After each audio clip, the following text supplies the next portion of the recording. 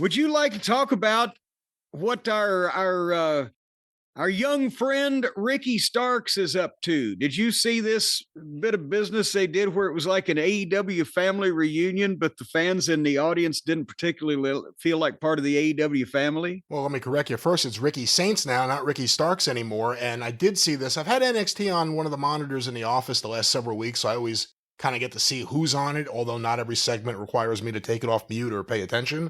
But I wanted to see this main event because, you know, he just recently got there, maybe a month ago. We all agree, despite a tag team title run or anything else, he was never used correctly in AEW. I think everyone agrees with that. So this is his first real high-profile match here.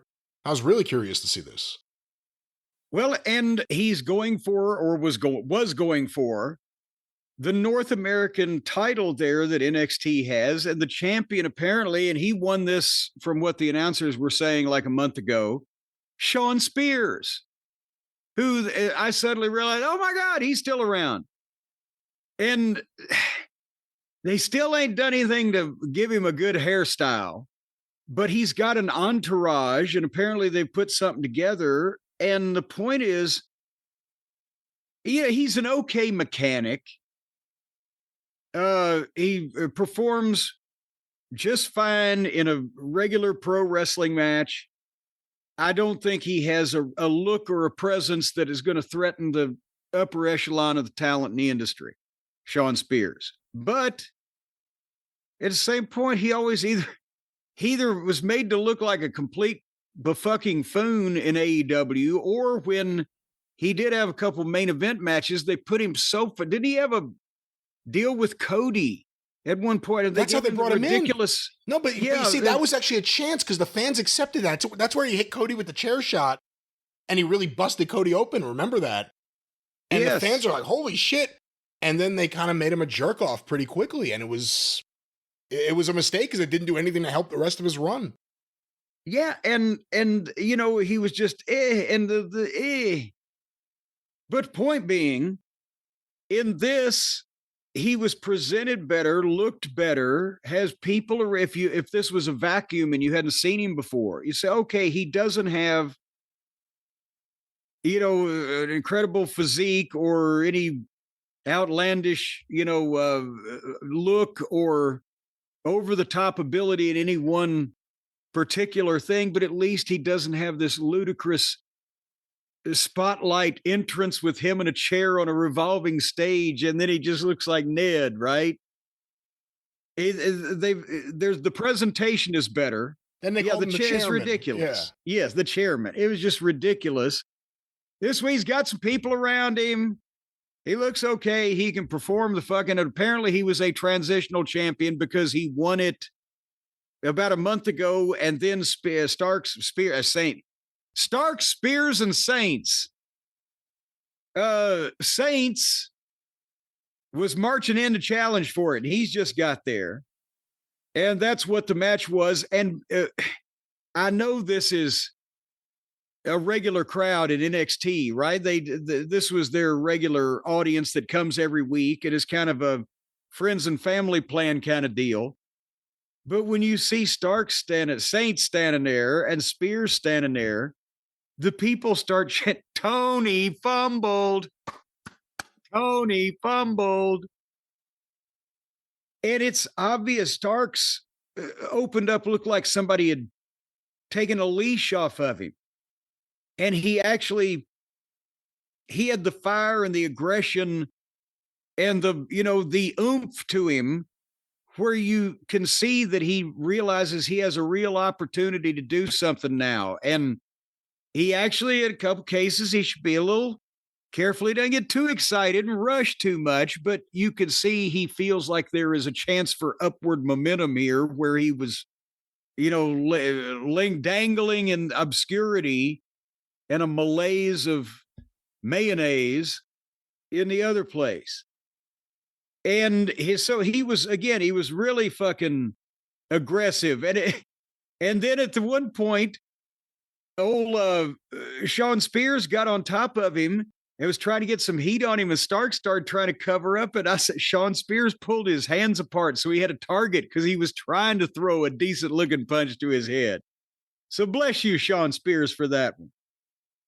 And the fans were liking it. Again, they're regulars, but they want these people to succeed, but it helped the atmosphere because that's another thing. Brian, think about it. How many times was Starks out there having an excellent match technically, or Spears for that matter, where the people were just sitting there going, because it was, they were lost in the booking sea. So they've got the fans into this here, they're regulars. And finally, they have the match, boom, boom, boom. One of the heel stooges outside distracts, and old Shawn hits Saints with the title belt, boom, and gets a 2 count. And he's, oh my God, and fucking Ricky starts coming up, and boom, he fucking basically ran wild on everybody. And I love the way they brought the people up. This would have brought any room up. For the last, 90 seconds of their finish, they set it up where he beat up all the Stooges at ringside on the floor around, bang, bang, bang. Each one of them speared Spears. That's technically what he did. Hit Spears with the spear, and then picked him up and hit his finish. Boom, cover, 1, 2, 3. New champion. The last 2 minutes especially had the people up, so it was exciting. It made sense. Everybody was in mostly the right place. And, again, both these guys produced here in a different environment. Better than anything they ever did on AEW, did they not? Or has it just been so long since I've seen either one of them that I'm forgetting something? Well, I think Ricky Starks has really upped the fire. And I can understand why. He's now doing what he always wanted to do. And he's being treated seriously right away, right out of the gate. And the fans have really taken to him. There is something to be said, and I'm not even saying this in a negative way, like it doesn't have to be wrong. But what NXT's doing with their curated audience, which is what it is, it's very similar to the kind of vibe, although a little different because the amount of people, like the AEW shows at Daly's place during the pandemic, where you're able to say, all right, these are our fans. We want you to sit here. We want you to sing the Chris Jericho song. We want you to get into it. We want you to yell at the heels. It's not to that extent, but it's a curated crowd. They pick. Didn't we get a letter once, someone saying, oh yeah, we have to line up here, and then we get on a bus and they take us here, and then they let us go in. Yes, and there's some element of taking a family member hostage just to make sure that, the whole thing.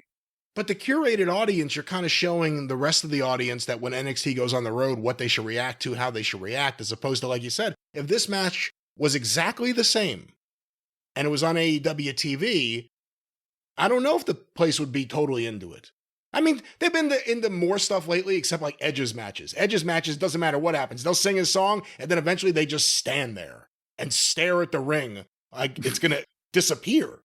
I think Ricky Stark's done good. I think Shawn Spears has been good at NXT. The little bits I've seen of him and his stable, even the backstage stuff, him and Ricky Stark's backstage I saw, it's better than anything he did in AEW. And they don't treat him like a jerk-off. You have more goofy shit that's booked to be goofy on shows like NXT, yet they don't treat it like it's, you know what I mean? Like, he's not treated like a jerk-off. And this is a promising start to Ricky Saints, and the fans have taken to him. And if you really look at his style of match, it works with the WWE system maybe a little better than AEW. But now not all is rosy on the horizon. There's storm clouds brewing, Brian, because as he was celebrating, and, he's won the North American title. And again, a nice match, serious, nicely put together, not too long, not too hot, not too cold, just right. It got over. Boom, here's Ethan Page, another alumni. And he gloms old Ricky Saints from behind and hits his finish on him and grabs the title belt and holds it up. And the people again start chanting, Tony fumbled. Tony fumbled. And here, there's another guy that he was there. I still don't know whether I'm sold on him or not, but I bet you he'll probably look a little bit better in this environment than he did in his previous home. But it's getting embarrassing at this point that whenever Tony loses, now no wonder he wants to extend guys' contracts or pay them just to stay home, because whenever somebody leaves that television or leaves that environment and goes to the other side, they instantly look better and there's something better about their presentation. And we haven't seen that in the obverse or the reverse or the reverb or whatever the other phrase is for it. Well, again, as I said at the beginning, I don't think anyone could argue that AEW blew it with Ricky Starks. They had opportunities. The fans took to him as a heel and as a babyface. And it was just never right. We'll see about what happens in the future. You know, some of the recent AEW moves, like Megan Bayne, when we hear that she's been signed for a couple of years. And we'll see. Again, AEW is going to have to change the way they do a lot of things because of WWE trying to lock down the industry away from Tony Khan and lock down future talent. They're going to have to do something. But when you see guys like Ricky Starks leave that show, we didn't see him leave that show. He left the show and then went home for a year. Yeah. Which is almost like a punishment. Like, I don't want these guys to go to WWE right off my TV because then people will say all the things they're actively saying right now. It doesn't change it. Isn't that like being held hostage? Isn't that like being confined and say I'm going to pay you, you're sitting home, but you can't do what you love for anybody else but me, but I don't want you to do it. We've got a fractured relationship, so you just have to sit there. Now, what are you allowed to do when you're on contract with Tony Khan, but you're sitting there in your home and are you allowed to leave?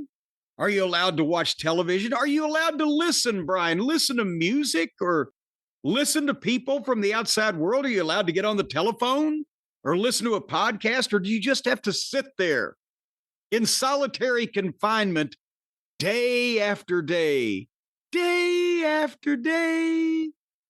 Brian, do you have any idea what the parameters are on Tony Khan's contract? Could you maybe listen just to a pair of everyday earbuds from our friends at Raycon? They're small, they're unobtrusive. Nobody's even going to know you got them in because they come in a variety of vibrant colors. You can kind of find something to match your skin tone, put them right in. Nobody will even know. Of course, nobody's going to see you if you're sitting home waiting for Tony Khan to call you about your contract, bring you back into the fold. You're in isolation. You can turn on these earbuds and they will play. They got a 32-hour battery life.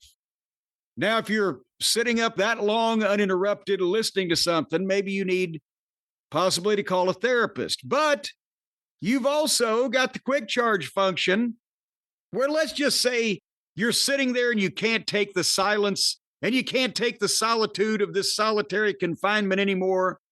You plug it in for 10 minutes. It's going to get you 90 minutes of battery so you can listen to the entire Beatles White Album or potentially The Dark Side of the Moon twice through before it's going to die again and send you back into a chasm of black loneliness and hopelessness. And they also come with active noise cancellation, which is often difficult to find at such an accessible price point from what I am told. And that way, since you're already in what amounts to a sensory deprivation tank because Tony Khan has put you on ice and you can't leave your home to interact with other living beings, not even the goats that roam freely in the field behind your backyard and have somehow provided companionship during your darkest hours. So instead, What? you just cancel you heard what I said. You just cancel all the noise. And you just sit in silence. Hello, darkness, my old friend. You can listen to that too. Because Simon and Garfunkel can't be taken away from you by a miserable dictator like Tony Khan. So again, folks, the Raycon everyday earbuds, no matter what kind of solitary confinement your boss has placed you in, there's something to please you, and he won't notice because I know if Tony Khan notices those earbuds in your ear, he's going to get the whip and he's going to tan your hide. He's going to put He's going to put all kinds of stripes on your backside. So you want to kayfabe it. Nobody's going to know you because they're wireless. And that way, nobody will see the wires. And if they do find out about it and beat you, that is Tony Khan or whoever your boss is, if they beat you, then you call Raycon back and they got a 30-day happiness guarantee return policy. No, you don't even have to. That has nothing to do with the return policy. What are you talking about? Let's say that your boss comes and see you're listening to earbuds. Goddamn you! I'm going to take the leather to your and he beats you unmercifully, and says take those Raycons and send them back. Well, Raycon will give you your money back if you can prove with a Polaroid that you've been beaten. First of all, there's not even a Polaroid anymore. That's a bad example. And of course, if your boss is beating you, go to the authorities, first of all. Second of all, fight back. Well, first of all, call Raycon. No, Raycon's not going to do anything. No, Raycon will supply you with great earbuds to hear the finest things with the finest sound. And that's where it ends. Then you're on your own. Well, you mean to tell me that they're so heartless that they wouldn't help you out if you called them and said, my boss is beating me. Please help me. Think they're just going to hang up on you? Our friends at Raycon? They would say, assholes you think they are. They would say, call 911, which is the exact thing you could have done before you called Raycon. Why are you calling Raycon? No, they'd say, well, the guy I talked to said, well, how big a boy is he? He was going to come over here and fucking help me till he found out how big he was. But folks, you can go right now to BuyRaycon, BuyRaycon, buyraycon.com/JCE. Right now, you're going to get 20% off site-wide. Everything in the store, as they say. 20% off site-wide when you go to buyraycon.com/JCE, buyraycon.com/JCE. And make sure, and they'll have a place where you can report if Tony Khan is your boss and he's been beating you because you've listened to Raycons, you can report that. There's a box you can check. No, there isn't, but you can get the finest earbuds, of course, from Raycon. One more time, Jim. What's that promo code? BuyRaycon.com/JCE for 20% off site-wide. So if you're sitting in solitude, at least program your own thoughts. That's right. With Raycon. With Raycon. They don't have to be Raycon's thoughts, though. They can be your thoughts. Raycon's accepting of all of your thoughts. You just turn the switch to what you want to hear.